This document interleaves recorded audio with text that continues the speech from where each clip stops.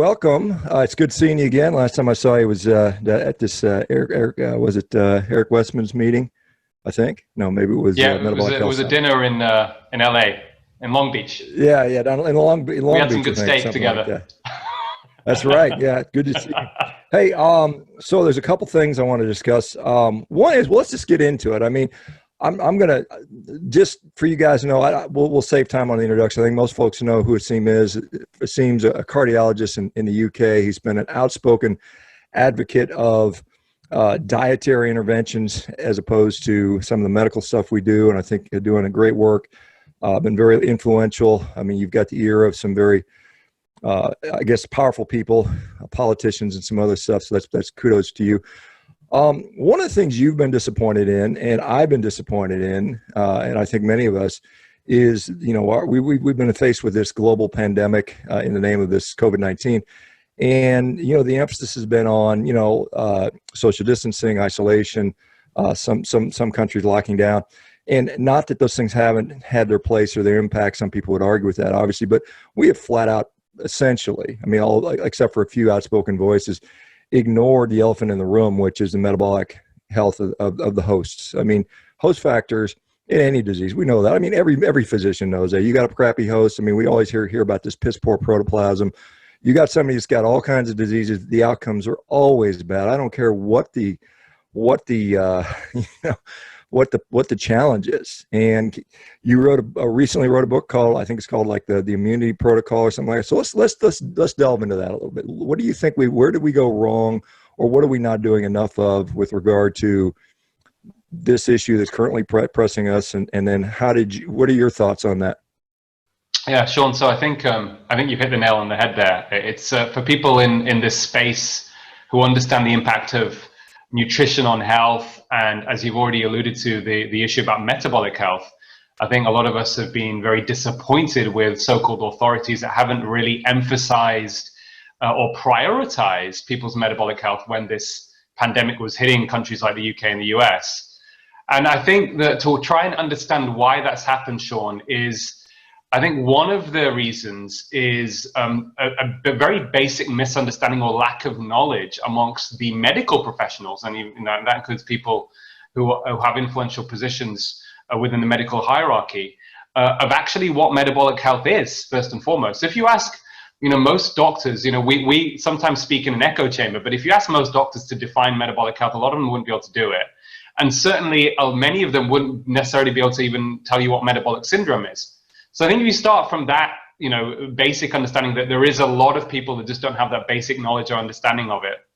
I think you then combine it with the fact that although it's been highlighted in the media in the US, in the UK, in many countries across the world, that people who had the worst outcomes from COVID-19 had so-called comorbidities or chronic conditions, there is still a mindset amongst the medical profession that there's not much we can do about it, in the sense that right now we can't do anything about it. Of course, people will talk about prevention, the longer term impact, preventing obesity and diet-related disease and all that kind of thing. But I think there's still this mindset that we treat these conditions like type 2 diabetes, hypertension, with medications, and that people, and this is all we can do. So I think there's that element as well, which links into the lack of understanding of metabolic, health in general. And then I think the third thing, well, there's two more things I would say. I think one is you then add on top of that, well, actually, you and I know that many of these metabolic health markers, these conditions can be sent into remission or reverse, whatever you want to say, within a very short space of time from people just changing their diet predominantly. The only intervention in clinical trials that we've got that can reverse metabolic syndrome, and we can expand on that a little bit, that on its own, Sean, I'm not saying exercise isn't, you and I, we're obsessive people when it comes to exercise for lots of different reasons. But in terms of those metabolic health markers improving, the single intervention that can change that dramatically and quickly is dietary changes. So that, again, is not mainstream. And then the fourth, the last but not least aspect of all of this, Sean, is we've got very, very powerful industries with a lot of influence that profit from the status quo. And we're talking about the food industry, who give misleading dietary advice and influence dietary guidelines. And you've got the pharmaceutical industry that profit from putting more people on pills. So I think that is another barrier that even when people like you and I want to speak out against it, you will have those people who are linked to those industries that profit from this misinformation, that profit from the sickness, who will try and suppress that information from getting out to the public. So there's quite a few barriers in that, in the system, Shawn, I think, that stops this being, the front and center, mainstream, part of the narrative, part of the discussion on a daily basis. So what I was doing, what I've done as an advocate for many, many years is use my position as a doctor and try my best in, through social media, but, mainly through understanding that mainstream media kind of has a bigger impact in many ways, and certainly in terms of the policymakers, to try and get my voice heard. And at the beginning of, before the UK was hit badly, in end of March, early April, when we had read and we saw that the data showed that all these metabolic health conditions gave worse outcomes in places like China and Italy, and this is before the States had really been hit badly as well. When that research was emerging, it became clear to me that, okay, listen, this is all linked to metabolic syndrome. Let's get the advice out there about what people can do in terms of their food, in terms of at least getting moderate activity to enhance immune response to the virus, and reduce, think about sleep and stress.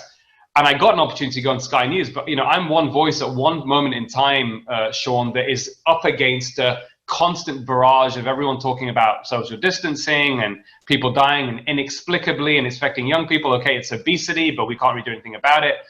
So that's really how things started for me. And then, I kept trying to write articles, getting stuff into mainstream. And then interestingly, I think what really in the UK certainly made this more of a mainstream discussion is that I, had observed that our Prime Minister, Boris Johnson, as you probably know, he got pretty sick from COVID, got hospitalized. I know that Boris suffered from weight issues. And as an observation as a doctor, when I was on Good Morning Britain talking about the whole obesity thing, I said, it's likely that was a major issue for him. Now, the media really picked that up, interestingly. And then, that then became a story in of its own. And then obviously Boris came out later on and said, okay, we need to tackle, we realize this has been a big problem in the UK. It's made COVID outcomes worse. We're going to do something about it. And some of the stuff he's come out with is good, but a lot of it was the same old, pardon my language, just bullshit, Shawn. I mean, putting it, let's go cycling around London, let's get people cycling, let's get people really fit, which is great, but it's a distraction in many ways from tackling the ultra processed foods, which, I think everybody in the dietary wars space, I think a lot of us, most of us would agree, that's probably a low hanging fruit that all of us can, whatever your dietary preferences, whether you want to go carnivore or, God forbid, vegan, I think we should all agree that ultra processed food is something we can all focus on that is probably the biggest factor driving many of these problems and these chronic diseases that we see. So that's kind of where we're at the moment. And I think we just need to just keep making noise, Shawn, to be honest. We just need to keep making noise, and things will have to, they have to change. Yeah, I see, folks like, for instance, Nina Teicholz, she's laboring, just day in and day out trying to change U.S. dietary guidelines. And I certainly applaud her efforts for that. But I just almost see the same thing you see with this political, this pharmaceutical, this big food thing. You're almost like you're beating your head against the wall with these people because, I look at the USDA. I mean, their mission, basically, yes, they make our dietary guidelines every 5 years, and it impacts school lunches and federal programs and the military and the prison system and so on and so forth, and it impacts other countries' policies. But when I look at what they fundamentally do, they basically promote a grain-based diet. This is, wheat, corn, soy, sugar consumption. This is part of their mission. And so when you go to a company whose job is to basically promote something and tell them, don't promote that anymore, it's almost, I hate to say it's almost a fool's errand, but I do think we do have some impact as consumers, as a growing market, and I think it's going to be market impacts. It's going to have the biggest influence in us. So I think, what I'm seeing is outcomes and results. And I think when we have people that are just tired of being Boris Johnson and being overweight and sick and their knees hurting and their back hurt and they're depressed. Yeah. When enough people reach that critical threshold, and then there's a clear proven way that shows that, hey, you don't have to be that way, certain percentage will take that up, and then we get to this critical tipping point. And I think you're absolutely right. We all have to just keep beating the drum until more people kind of come in there. And I encourage everybody out there that, use your voice. Because it's something that when we look at leverage, and we go back into the history of what leverage meant, the fundamental thing was, what's a lever? Well, a lever helps you move a rock, big long stick, it can help you move a rock. Well, as it's progressed, leverage used to be, hey, I've got 50 people that work for me and I can build something. So I've got a little more leverage than you do by yourself. And then it became some people with capital, a lot of money, now I can get things done. And that's kind of kind of this 20th century, 19th, 20th century view of leverage. But media is now becoming this huge lever as we see how it's being wielded by these big technological companies like Google and Facebook. They're wielding this huge, huge amount of leverage. And so I think we have this potential as individuals to grow our influence, like you've done, like so many other people have done, like I'm trying to do, where we can make these big influences on people. And I think if enough people do that and we understand what that means, we can get it done. I mean, I think it's great that we do studies. I think those things are needed. But when I look at what moves the needle, I mean, you see that it's unfortunately it's propaganda, and you see how very sophisticated these companies are, and they use studies as propaganda. Quite honestly, as you know, I mean, we look at the funding sources. We look science at for hire. I think is a nice way to describe it, right? Yeah, science for hire. That's a great term, and I think the problem is people unquestionably say, well, there's a study that says, and just because it's been written down on a piece of paper and somebody has attached their PhD to it, it is now sacrosanct dogma, and nothing can question that. And I know you've been fairly prolific in putting out a lot of studies. I see the BMJ Open studies that you've done, pushing back, and it is having an impact. But can you talk a little bit more about maybe the science for hire concept? What's actually going on in there as a scientist who does publish? Yeah, Sean, it's a really good question. So, I mean, I'm slightly unique because a lot of the stuff I publish, I'm not affiliated with any institution. Most people who publish in academia tend to usually have an institution behind them.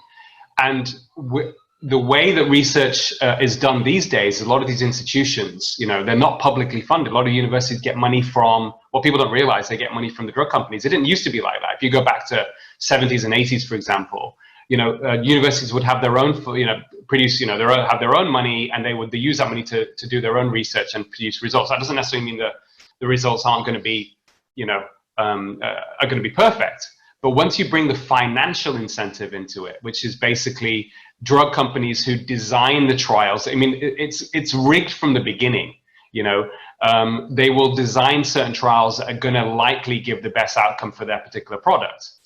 And I think what people don't realize is that a lot of the information that they are using, what a lot of doctors, the information that doctors are using to make clinical decisions has been biased by industry interests. And just to give you a broad perspective figure, one of the people I consider, probably a Stephen Hawking-like figure in medicine is John Ioannidis in Stanford.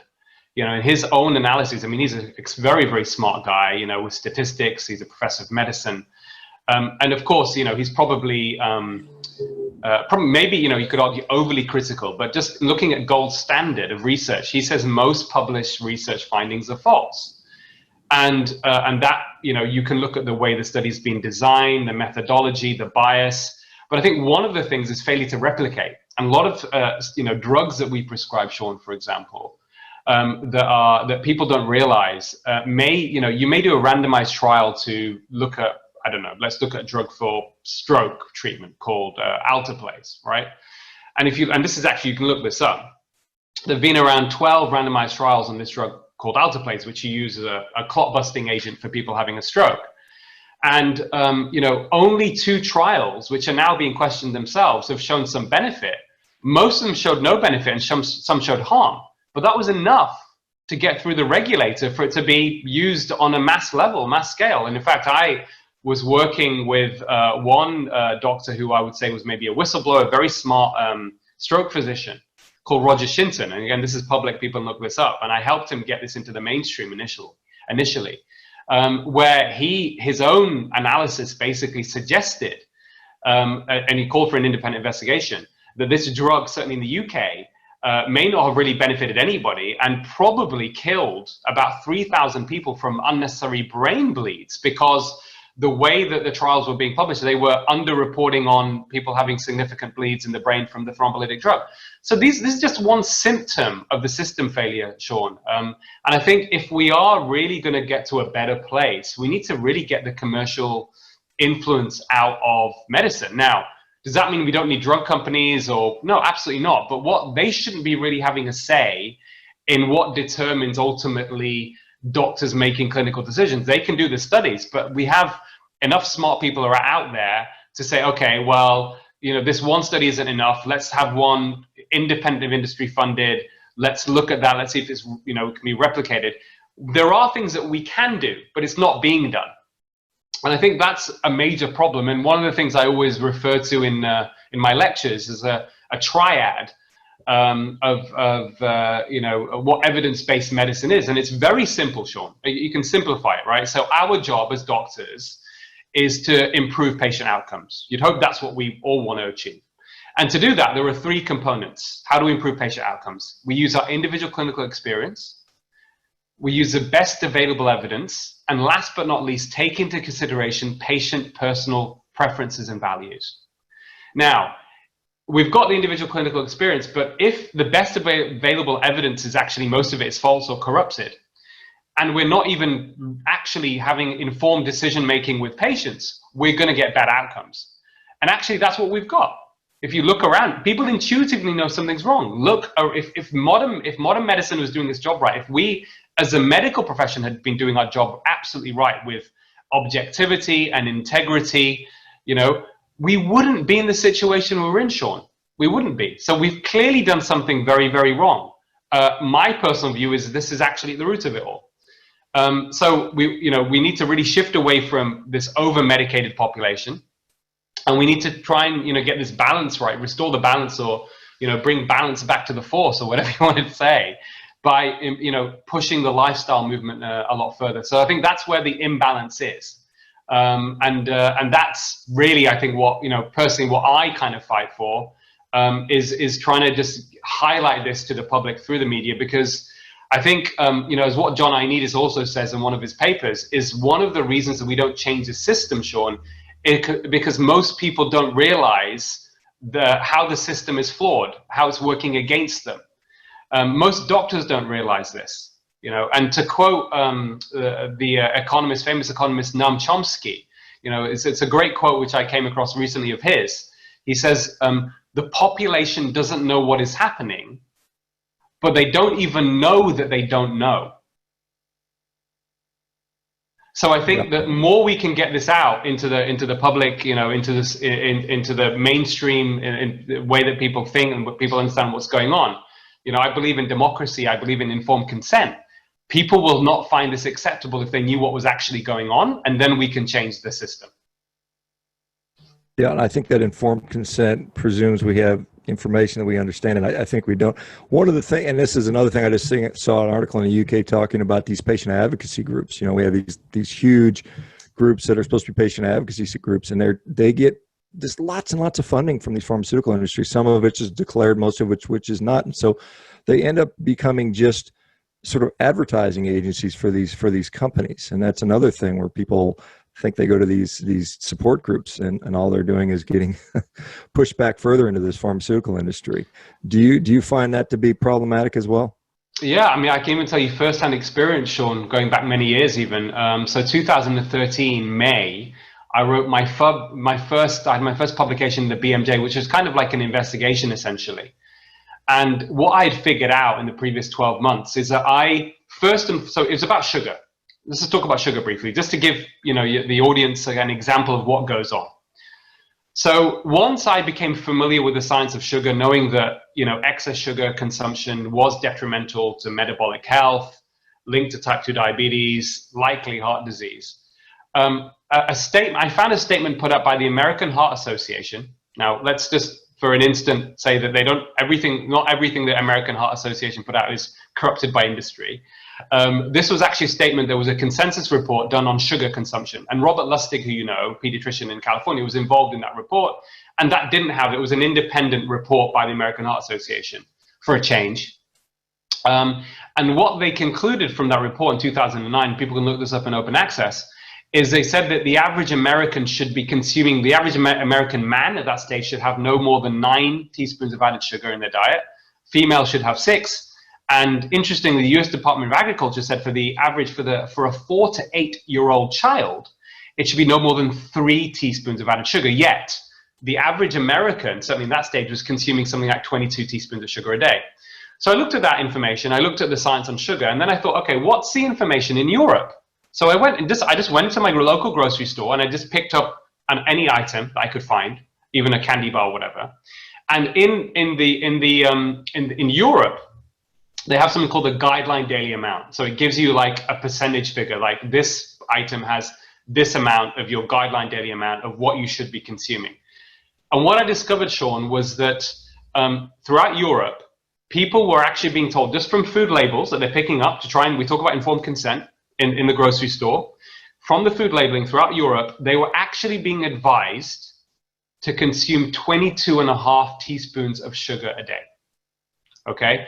Now, I tried to look into how did this all happen. I went to the roots of it. I contacted various people, and I basically found that the sugar industry had influenced the guidelines. Now, this wasn't the interesting part. Wasn't this? This wasn't the most interesting part. So I was gathering data to write this article on what was called the Dietary Advice on Added Sugar is in Need of Emergency Surgery.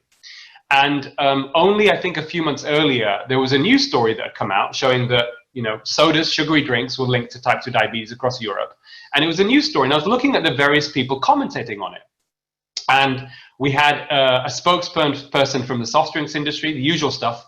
Oh, this didn't take into consideration family history, it's complicated, usual deflecting, there's not a problem here, sugar doesn't cause diabetes, basically. Now, what was really interesting for me was our largest diabetes charity, Diabetes UK. Their spokesperson said something almost identical to the spokesperson for the soft drinks industry. And I thought, this is interesting. So I went to Diabetes UK's website and I looked up their corporate partners and corporate sponsors. And not surprise, obviously they have many pharmaceutical industry sponsors, but one of them was Abbott. Now, Abbott Nutrition, I had remembered from a talk Robert Lustig had given, had actually been, culpable or exposed or whatever for promoting baby formula milks to 12-month-olds that had high levels of sugar in it. And I found that, I'm talking about levels of about, 9 teaspoons of added sugar in a single 240 ml formula milk bottle for 12-month-old babies, Sean. And basically, Diabetes UK were linked to companies that were promoting and whatever else. So anyway, I wrote this article and the BMJ press released it. It became a big story over here. The focus wasn't about Diabetes UK and the conflicts of interest, although I'd written that in the piece. It was more about cardiologist says we need to get sugar consumption down. What's going on? We need to resolve all this sugar information. And ultimately what happened is there was a little bit of a spat between the Diabetes UK and myself and the BMJ. And I then found further evidence. They said that there was no link. They hadn't taken any money from Abbott. And then I found further evidence, not that Diabetes UK had declared it, but Abbott had to declare where they'd given money. And they, I found one, on their website, from Abbott's website, I found that they had donated, in one conference had basically paid Diabetes UK something like £44,000, okay, for using a stall. So I said, hold on a minute. Why, we've got this obesity problem, sugar's an issue. Why is a company that, why is a charity that's supposed to represent the interests of people with type 2 diabetes and type 1 diabetes, associated with such an industry? So, that's just really the tip of the iceberg, Sean, of what's going on. A lot of these organizations that people believe to be independent, that believe to be representing their health interests, are taking money from drug companies in the food industry. This is completely unacceptable. This is outrageous. We should not accept this. Nobody should accept this. But this is the norm. This is the way the system is geared, right now. So that needs to be exposed, and then it needs to be changed. Yeah, I definitely agree with that.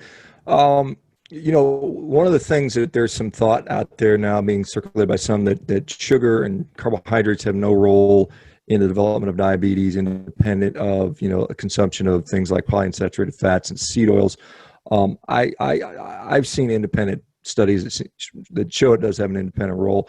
Also, I don't know if you could comment further on that thought. Does sugar independently have a role in causing harm, whether it's insulin resistance or cardiovascular disease? And then you were part of a group that wrote a paper, I think it was in 2017, saying that cardiovascular disease is not a disease of excess cholesterol, but it is a chronic inflammatory disease or something along those lines. Can you go through the rationale behind both that paper and then the thought about sugar independently having effects on? Yeah, Sean, as you know, I think, yeah, absolutely. I think, to be fair, as you know, that nutritional science studies are not far from perfect. So we have to go with what we have, the best available evidence we have. One of the most interesting studies that was done out of Stanford, that Rob Lustig was involved with, was looking at the availability of sugar across the world, across many countries, to see was there any independent effect of sugar. And they looked at carbohydrate, total carbohydrate, protein, and fat. And what they found was that for every extra 150 calories that people were consuming from any source, there was a 0.1% increase in the prevalence of type 2 diabetes. Okay, but if it was coming from sugar alone, from sodas, from candies, from sugary products, that prevalence increased by 1.1%. So there was a tenfold increase. Tenfold increase in the prevalence of type 2 diabetes purely from sugar. And what they found, that was independent of both weight and physical activity levels. Okay, that's one study, but that was pretty convincing. And then if you look at other observational studies we have, we know that, for example, there was a study published in JAMA Internal Medicine that looked at, in the States, that adults that had 25% of their calories coming from sugar had a threefold increased risk of cardiovascular mortality compared to people that had less than 10%. So I think it's going to vary from person to person, Sean, but I think certainly the threshold now decided by the WHO, based upon all the evidence we have, is that the maximum limit per day should be no more than 6 teaspoons of what we call added sugar, but that includes fruit juice, syrups, and honey as well. So, but if you were to talk about, as you know, if you talk about sugar generally and talk about sucrose, which is, your table sugar, which is basically 50% glucose, 50% fructose, or high fructose corn syrup, which is put in a lot of foods, as you know, in the States, which is 55% fructose and 45% glucose. The first thing you can say is that the body doesn't require you don't need any of that, for purposes of any, it's not required biologically at all. At a very small levels, it's directly linked to tooth decay, which also is a big issue amongst kids. I mean, the UK, the most common cause of chronic pain and hospital admissions in young children, Sean, is tooth decay, and the single biggest culprit is sugar. So I think when you put all of that together, I think there's not a very strong case to be made saying that we should be consuming all this sugar. I think there's other data, as you know, that also suggests that there is something maybe mildly addictive for many people for sugar. It interferes with hormones that control appetite and therefore will encourage overconsumption. It's put in more than 70% of all the foods you find in the grocery store in the States and the UK, and also is linked to ultra-processed foods, which themselves probably have some independent effects of increasing appetite and affecting hormones that control appetite. So I think when you stack it all together, there's not a very strong case to be made for sugar. I think all of the evidence is against it. So I think that's what I would say about sugar. In terms of saturated fat, yes. So myself and 2 cardiologists wrote a paper, an editorial actually in the British Journal of Sports Medicine, 2017. You're right, 2017 now. It's been a while, which went viral. I mean, I think it broke the record for the journal because it's had more than 1 million downloads, which isn't something that happens very often for a medical journal article. But it was called "Saturated Fat Does Not Clog the Arteries. Coronary heart disease is a chronic inflammatory condition that can be combated best by lifestyle changes." And in terms of, so 2 things. One, saturated fat, foods like, which are high in saturated fat, whether it's red meat or dairy, for example, very clear evidence that there is no real strong link at all between its consumption and development of heart disease.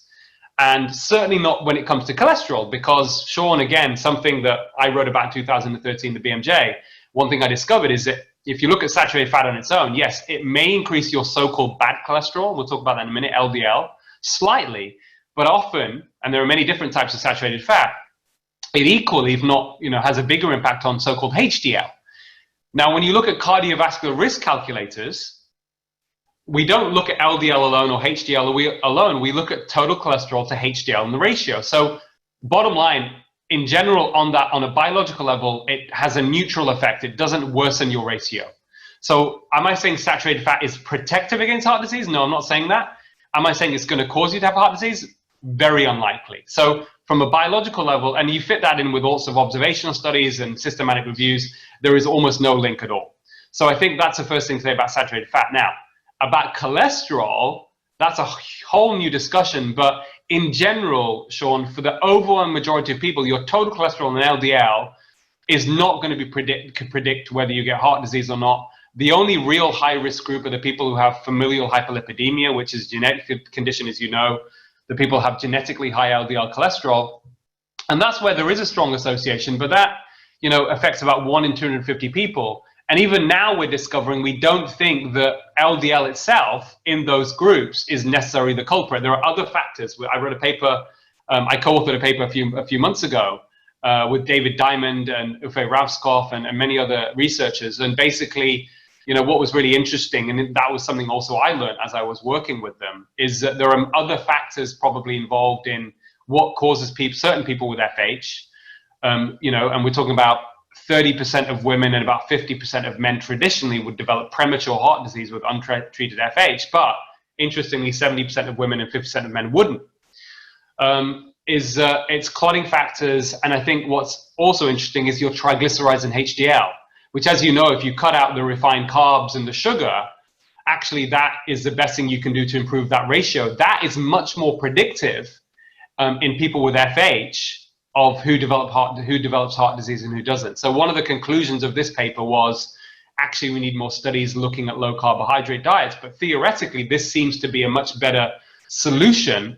And there is no evidence that low fat, low saturated fat diets have worked in FH patients as well. So I think when you put it all together, yeah, I mean, the bottom line is we got the dietary guidelines wrong. You know, one size doesn't fit all, but certainly on a population level, this has been detrimental, especially as the food industry has come in and exploited this low fat, low cholesterol movement to really, you know, market low fat junk foods, if you like. You know, just to caveat this, Shawn, I think you can have a very healthy vegetarian diet. Theoretically, you probably can have a healthy vegan diet with supplements, although, as you probably know, you're not going to be, you know, not necessarily going to have a great muscle mass. But when it comes to heart disease, you can have a healthy, you know, so-called low-fat diet. But these are, you know, vegetables that don't have much fat in them anyway. So that's how people have a low-fat diet from, you know, but this is not an ultra-processed food diet. This is still a whole foods diet. Yeah, I think the point you make about FH, you know, we focus on the fact that people with FH have traditionally higher levels of LDL cholesterol, but it impacts other areas, you know, and you know, this genetic mutation or multiple, I mean, and as you know, there's many FH variants have multiple effects throughout the body, and it may be an unrelated thing. You've been somewhat outspoken against statins for certain populations. Can you elaborate on that? You know, when I was in medical school, you know, and I remember in the 80s, people are talking about putting statins in the water. Hey, you know, we need to put it in the water supply. That obviously is probably not the best answer. I mean, I don't think most disease is a deficiency of some pharmaceutical drug. I just call me crazy, but I don't think that's the case. But talk about the appropriateness of statins and maybe when they are probably not necessarily being prescribed appropriately. Yeah, Shawn, again, it comes down to informed consent. So I think a lot of the problems, and I'll home in just for people to understand on an individual level, you know, what they should take away about risks and benefits of statins. But again, almost all the trials, all the data on statins has been drug company funded. There's never been any independent analysis, really. The people that put out guidelines on statins, you know, most of those people come from Oxford University, and you know their institutions receive well over £200 million in funding for a lot of their work from drug companies that manufacture statins. So there's huge commercial bias, if you like, in that. But when you break it down, and what I've done, of course, over many years is analyze the published research, you know, put out my own interpretation of that and what we should be focusing on, which again comes down to the individual patient informed consent. So if you look at, so let's take people with high risk, people who have had heart attacks. And if you break down the industry-sponsored trial data, so it's not new data, just the trial data that we have to try and find the individual benefit, that translates into, over a 5-year period, about 1 in 83 people benefiting in terms of delaying their death, and about 1 in 39 preventing a non-fatal heart attack, which still means that 82 out of 83 people aren't going to live any longer at an individual level, and about 38 out of 39 aren't going to have a non-fatal heart attack prevented. Now, if you scale that up, of course, across tens of thousands, hundreds of thousands of people, potentially you're going to save many lives and prevent heart attacks. But the problem is that patients aren't being told about this, and therefore not making informed decisions about, for example, that individual patient may take that pill and may not then concentrate on his lifestyle, not realizing that the chances are statistically he's not going to benefit from the statin. So that obviously, if you take that across the board, and all these people have the illusion of protection and they think they can eat what they like because their cholesterol is lower, because they're on this pharmaceutical drug, you've got a problem. And that's one of the issues. I think the other issue is if you take out the people who aren't high risk, Sean, and the majority of people around the world taking statins are probably people who aren't in the high risk category. And with, it's estimated, maybe 1 billion people around the world that certainly prescribe statins. They're not going to live any longer. The independent data doesn't really show that they're going to live any longer. And maybe 1% of them may have a heart attack or stroke, a non-fatal heart attack or stroke prevented, or minor stroke. Okay, this has been looked at specifically about even the severity of the type of illness. So, you've got that. Now, let's just, if for a second, Sean, we talked about the water supply. Let's pretend, okay, we know this isn't true, but let's pretend that statins only gave a slight benefit and there was absolutely no side effect whatsoever. None at all, nothing, right? And you can make a case for putting in the water supply because it's just in the water supply automatically. It's not something that people are taking and thinking about and then, so you could make an argument for that. I could even make an argument for that, but that isn't the truth. The reality is, after 3 decades of this drug being prescribed and the increasing prescription of this drug, we now realize that the side effects were either hidden or underplayed in the trials, or the drug companies figured out early on who was going to get side effects, and then they either removed them in the trial, before the trial began, or then recruited certain types of people who they knew were less likely to get side effects. So they were rigging it from the beginning. So that seems for me is pretty clear what happened. So what's the percentage of side effects? Are they serious? Let's be honest here. For the overwhelming majority of people, they're not life-threatening, but they are side effects that, I ask my patient, that interfere with the quality of life. That's a crucial question, right? Patient comes in with something. I say to them very simply, they know it's subjective, right? Is this interfering with the quality of your life? And if they answer yes, then it's an issue. And when it comes to quality of life interfering side effects from statins, the data it varies in which group, which type of person, and I can talk about that in a second, but probably up to 40 or maybe 50% of people at some point, and I've even seen people who get side effects from statins after 20 years being on them, okay? At some point will experience some quality of life interfering side effect. The most common one is fatigue and lethargy, which, nobody wants to feel like lethargic. Sure, it's not great. You wake up in the morning and your energy levels are low and you feel depressed. Nobody wants that. That's the most common side effect. Other ones include things like stomach upset, erectile dysfunction, memory disturbance. And this is something that I see in my clinical practice. And I always do trials with my patients. I just say, listen, either we reduce the dose for a couple of weeks or go cold turkey. The good news is most of the time the side effects disappear. But it's also a great opportunity to have an informed discussion with that patient. Say, listen, in your risk category, I want you to be aware this is the absolute benefit for you. And even without side effects, how do you feel about that? Now, interestingly, Sean, most people, certainly the low risk category, are like, those stats don't sound great, doc. I'd rather avoid it. And some people in the high risk category will decide they don't want to do this either. They don't take a statin. They'll say, what's the alternative? And I'll say, well, you can change your diet. You cut out the ultra processed food, the sugar, the refined carbs.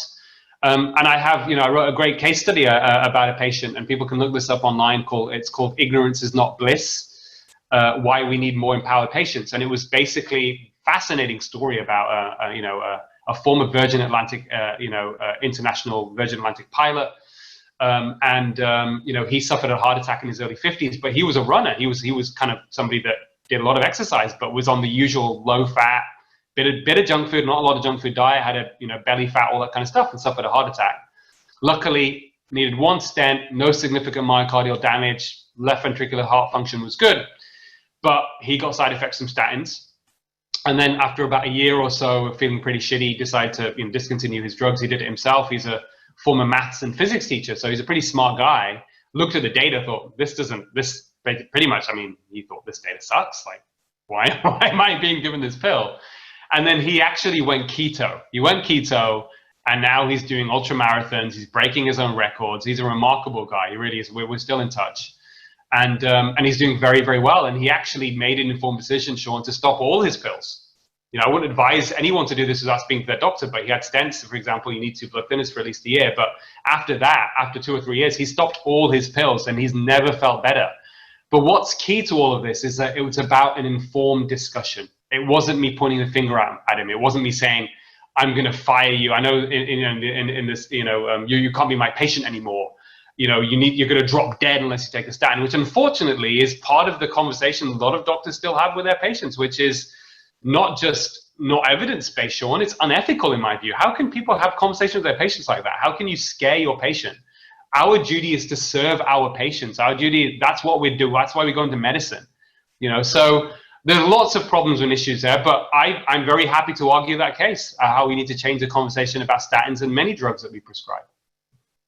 Yeah, you talked about the relatively high number needed to treat to see a benefit in populations, in general populations, both in high risk and low risk people. But let's compare that to maybe other interventions that we could do. Let's say you have somebody who comes in with central obesity, probably most likely a lot of visceral fat, maybe they have high blood pressure, and you do a lifestyle intervention, and you presumably they stick to it, and like I said, we can put somebody in a statin, and generally pretty reliably we can see in the LDL reduction, and then with the newer drugs like the PCSK9 inhibitors, we can drop it down to the floor. But if we can do a lifestyle intervention and we reduce, say, blood pressure, visceral fat, belly fat, how does that compare with outcomes, or do we have those outcomes? We can say, look, you can get a number needed to treat, whatever with statins versus number needed to treat with lifestyle. Do we have that data yet? It's a great question, Sean. And the answer to that is that we don't have any rigorous randomized trials really for lifestyle to answer that specific question, other than, 2 randomized trials come to mind, which themselves have limitations. And I acknowledge that, but I have to use the information we have. Is if you look at, for example, so we've got a couple of randomized control trials of the Mediterranean diet. First one was the Leon Hart trial, published in 2000, 2001 in The Lancet. And basically that, was pretty remarkable. It was a small group of people, but what they found in heart attack patients, it was, I think, around 500 patients they randomized, is that ones that adopted a so-called Mediterranean diet versus the standard, American Heart Association low-fat diet. By the way, both of those diets were still not ultra-processed food diets. So we're still, by today's standards, pretty healthy. The specific Mediterranean diet, which had olive oil, et cetera, they showed that the NNT for death, for mortality, was 30. NNT for mortality for statins in heart attack patients is 83. So 1 in 30 people had their life saved from adopting that diet compared to the American Heart Association diet. And about 1 in 18 also had, over a 5-year period, had a reduction in, didn't have a heart attack because of the dietary intervention. And interestingly, they were also surprised that cancer was reduced as well. There was a reduction in cancer. Now, unfortunately, we haven't replicated that trial. And that lots of reasons probably behind that, including funding, etc. In primary prevention, we have the PREDIMED trial. That was a trial, again, looking at 2 Mediterranean diets, but one of them had extra virgin olive oil and nuts, and the other one didn't. And they showed, I think 1 in 61 in preventing stroke over about 5 years in people with type 2 diabetes, middle age. So there is some data out there, but it's not very, there's not a lot of data. But that, to me, Sean, that doesn't matter so much, because with the lifestyle changes, let's talk about risk factors. So risk factors from lifestyle, let's look at metabolic syndrome, for example. Jeff Volek did a trial where they basically took a group of people with obesity and metabolic syndrome and type 2 diabetes. And what they found within 28 days is just from going low carb, almost 50% of the people with the metabolic syndrome reversed it, came out of metabolic syndrome within just 4 weeks. I mean, that's pretty extraordinary, of just a dietary change, independent of weight loss. That was interesting. So they said that if there was also, you know, there was no calorie restriction, that there was independent of weight loss, and, you know, triglycerides improved, HDL went up, etc. So that's really interesting. And there's other studies that have been shown something similar even within 21 days. It was a lifestyle, it was several years ago. And this was, you know, 45 minutes of activity a day. Interestingly, this one was, again, a healthy, high fiber, low fat diet, right? And they showed something similar, 50% reversal of metabolic syndrome. So, and I write about this in my book, the 21-day immunity plan, you know, which is out, you know, now, and people can have a read of it if they want. But I write about this in the book as well, that you can reverse metabolic syndrome within a short space of time. But what I would add in, Shawn, from my own experience as well, is that people's quality of life improves. You know, we're all going to die eventually, right? And great, doctors can do things to delay death, maybe by a few years with modern medicine compared to whatever 150 years ago. Just a few years, by the way. Again, I write about that in the book. It's, you know, mainly prevention that has had the biggest impact on our life expectancy. But our duty also, our job is also to relieve suffering in its very basic terms. Well, a lot of what we do is palliation, but that means improving quality of life.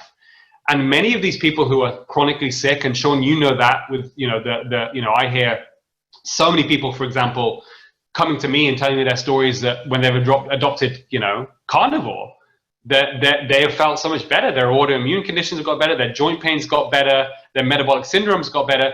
You know, so we know that people's quality of life improves. We see that with our patients, and that is something that these drugs cannot really do. If you're, you know, they may have some small benefit, but a statin, blood pressure pill, medication for type 2 diabetes, type 1, they can't improve your quality of life. If you're unlucky enough to get side effects, the only thing they can do is make them worse. Yet, in general, unless you're unlucky enough to pick up some injury by overdoing it with exercise or whatever, Shawn, in general, most of these lifestyle changes will improve your quality of life as well. So for me, it's a no-brainer.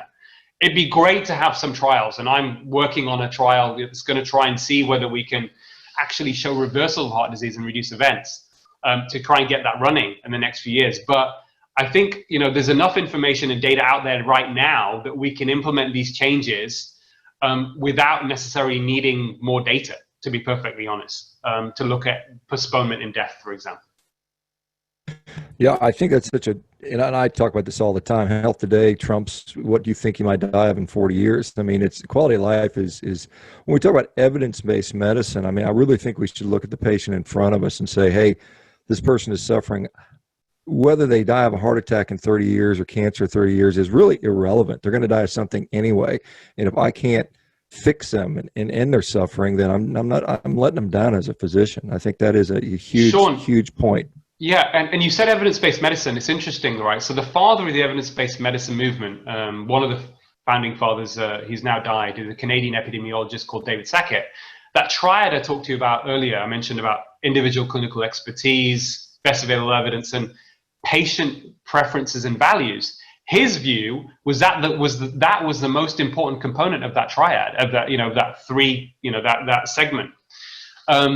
So, you know, if you think about that, I also think about myself as a patient. What would I want? And if you have that conversation with the patient and tell them very openly, which is what I do, you know, if a quality of life improvement is the most important thing to them, and, you know, they're not that fussed about maybe, you know, adding 4 days to their life expectancy taking a statin, which is what it does on average over 5 years in people with heart disease, then you're actually following evidence-based medicine principles, because patient personal preferences and values are the most important aspect of that. So I don't think this goes against evidence-based medicine. I think it's actually part of it. Yeah, and I had the pleasure of interviewing Gordon Guyatt, who's another one of the, you know, evidence-based medicine pioneers, you know, yeah. And, you know, it was just very much eye-opening to see that, you know, most of the, you know, again, nutrition science, as you alluded to earlier, is not a particularly strong science. I mean, I think when you compare it to the pure sciences, and part of it is, you know, we can't just do these really, really well-controlled trials and cut people open at the end and look at them. I mean, it just doesn't, it's not cool to do it that way. So we have really, really limited evidence, and you say you use the best available evidence that you have. But again, I go back to looking at the person in front of me and saying, how can we improve what's going on right now, right today for you? That's what I think most people would and enjoy. Shawn, you know, I mean, I'll be honest with you. I have tried keto myself. I may not have done it for long enough, but it didn't suit me. It didn't suit me because for me personally, it interfered with my weight training. I just found it didn't suit me. Now, maybe you can advise me to do something different. But the point I'm making is I have patients that come to me who are keto and doing really well. Listen, you're great. Keep going. If you want my advice, if something's not working for you, you want to change things, you want different advice, very happy to give it to you. But I'm not going to now implement, you know, I'm not going to push on to you exactly what I do unless it's something I genuinely think is going to help you. If it works for you, if I have patients, I consult only, you know, a few patients who are carnivore doing really well, who consult me about issues about their cholesterol, whatever else, but they're doing great. They're doing great. You know, one person, very interesting anecdote, and I'll you know, which I'll share with you. Guy goes carnivore, Indian guy, does really well. He's ripped, really happy. But the only interesting thing is he was very liberal with his salt consumption. Now, he's very meticulous. He's the kind of guy, he was a techie guy, very meticulous, read all the data, read your books, read all the other stuff around keto and low carb and stuff. And he was very meticulous. And he said, listen, my blood pressure shot up a little bit, okay? Or it was always a little bit high. Now, he experimented on himself and he thought, okay, the only thing he did was he cut the salt down and his blood pressure normalized. And I thought that's really interesting because I know that we've overdone the salt issue, but it may be in a subset of people. We know people are salt sensitive. For him, that might be the issue for his blood pressure. Everything else is great. So he's carried on with his carnivore, but he's now just being careful about his salt consumption. His blood pressure is doing really well. And he tried everything else and it hadn't worked. So, you know, I think that we just have to, you know, always have a bit of an open mind about all these different issues that for some people, maybe, you know, certain things don't suit them. Try something else, you know, but I think what we can all do though, Shawn, is hopefully agree on the fact that on a population level, the biggest issue is the ultra processed junk that most people are consuming. And we need to walk before we can run. And I'm really fascinated to see how the science will evolve around, you know, different dietary approaches in terms of, you know, inflammatory markers and, you know, all sorts of other, you know, markers of predictors of adverse health outcomes. You know, and I'm sure that will continue to evolve. But I think if we take a step back, I think the best thing we can do as clinicians, certainly across the medical profession, is just get people to just cut out the ultra processed food and the junk food and just eat real food. Yeah, I think that's a pretty, I think most people would understand that, and why we don't have a government guidelines up there saying that is beyond me, or even with this COVID response. I mean, you know, I saw really early on in this, you know, maybe it was back in March, where there were national media outlets saying it's not the good time to go on a diet, just eat the comfort food, you know, eat the double cream and the pudding things in the UK. I saw these articles and I was just flabbergasted that people, these registered dietitians saying, don't clean up your diet, just eat the stuff because it's stressful and it's too stressful to go on a diet. I know. So this is just, I mean, it's ignorance really. In the height of the pandemic here, and you may have seen this on Twitter, it caused a Twitter storm, it hit the news. One National Health NHS Trust, hospital trust, put out a tweet congratulating or endorsing, promoting, thanking Krispy Kreme donuts for giving 1,500 free Krispy Kreme donuts to staff. And I was like, are you fucking kidding me? Sorry, pardon my language. But I was livid. And, you know, and we know high blood glucose is a problem. We know these foods are exacerbating it. But the fact they did it, I don't think it was malicious in any way. It just shows a lack of knowledge. I think, again, some people that think diet's important don't realize how quickly it can improve your health. And again, you know, they probably don't think that these donuts or whatever else, eating this junk food, is going to have any impact on COVID, or just don't link it. Or maybe they're old school thinking and think, actually, the whole obesity problem's got nothing to do with what you eat, Shawn. It's about not doing enough exercise. Eat what you like. These people just need to do more exercise, right? So you've got all these things thrown in to try and understand why, you know, why so-called establishment organizations that you think should know this stuff would do things like that, you know. But it's unfortunate. It's unfortunate, but I think we just got to keep calling it out. I don't think, for me now, the situation is such that staying silent, you become part of the problem. And especially if you have a knowledge and you have a platform to say something, then we got to speak out. Of course, there's ways of doing it, but I think my tweet was pretty polite, to be honest. But yeah, it caused a huge polarization on Twitter. And a lot of the negativity, a lot of positivity, of course, people in our movement were for it and like, what the hell's going on? But a lot of the negative vitriolic attacks were coming from doctors, Sean, but in a way, it's a good thing because I think it helps us realize in our echo chamber that we've still got a lot of work to do to get the medical profession to understand what's going on, to change things. I remember specifically that, and I remember there was one specific doctor that showed a giant donut that she was going to eat, and it's like, oh, woe is us. That was a diabetologist. That was an endocrinologist as well. Yeah, an endocrinologist as well, and saying, look at me eat this big giant donut because I'm shaking my fingers at you guys, and it does just show a lack of insight into the huge effect that what food does to us, and if you don't have that basic knowledge as a physician, I mean that's a sad thing to say. I want to bring up another topic, Aseem, if you have a few more minutes. Sure. There was an article that I just reposted today. It's around omega-3s. And I mean, we have a lot of correlational data. We look at like populations like Japan and circumpolar populations where the presumption was they had lower rates of cardiovascular disease, and it must be all the fish they're eating. And I've seen people say, someone I respect quite well, and honestly, is a girl named Amber O'Hearn, who's not a physician, but she's very logical. And she said, it very well could be some other effect. It's correlational. It might be something else. And so in this new study in the Inuit, they looked at omega-3 consumption, and they also looked at the red cell incorporation, so they could confirm that this was actually going on. They saw no real benefit, high omega-3 versus low omega-3 consumption with regard to cardiovascular disease outcomes. And so really I don't know if you have any thoughts on that. I mean, I haven't seen that particular study, Sean. Was it an observational study as well? Was it a correlational study again? Well, it was supposed to be an intent, a cohort trial where they actually looked at this beginning and end, and it was observational. But again, they took measurements. They actually took blood measurements of the red cell membrane.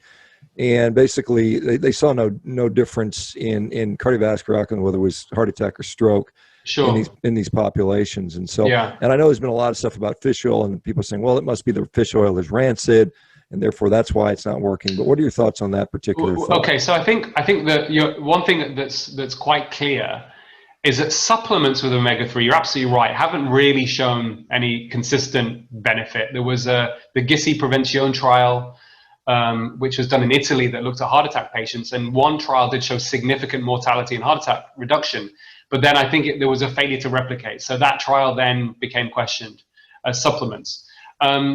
We know biologically that omega-3s are anti-inflammatory, so that has been shown consistently, but as you know, we look at biomarkers, we want them to translate into benefit. So I'd have to look at that particular paper. My only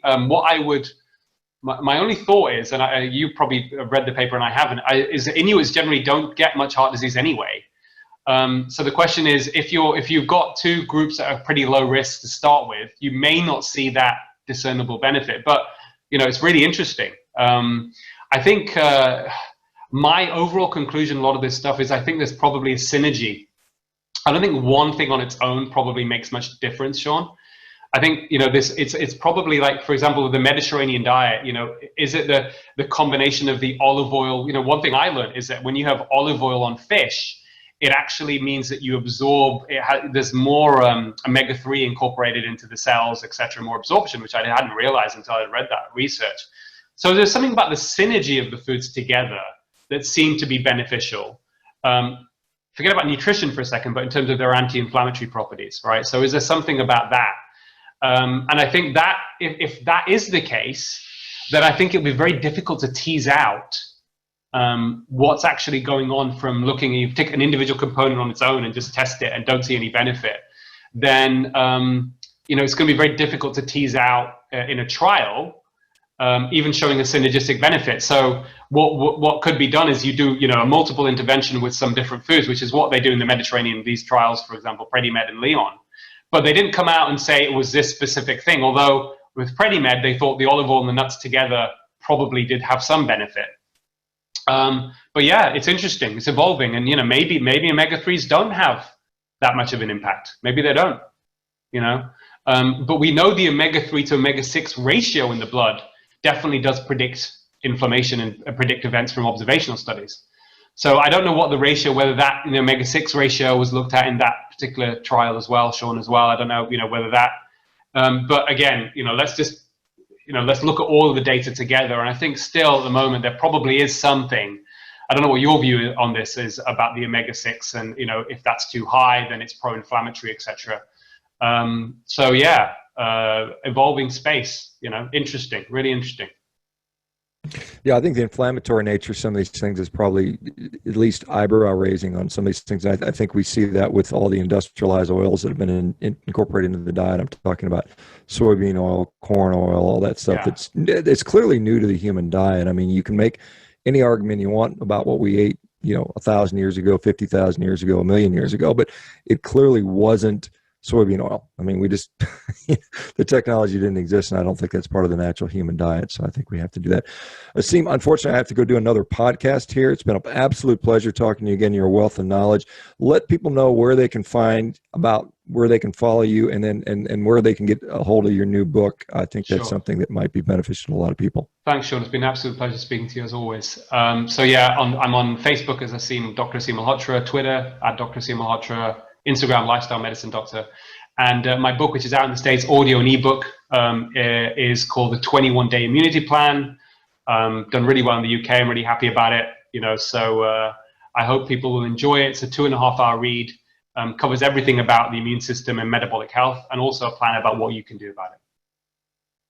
Thank you very much, Aseem. Have a great evening. I guess I assume you're back in the UK, but yeah. Anyway, I look forward to seeing you again. All right. And all right, everybody else, thank you guys for attending. All right. Take care, everybody. Bye-bye now.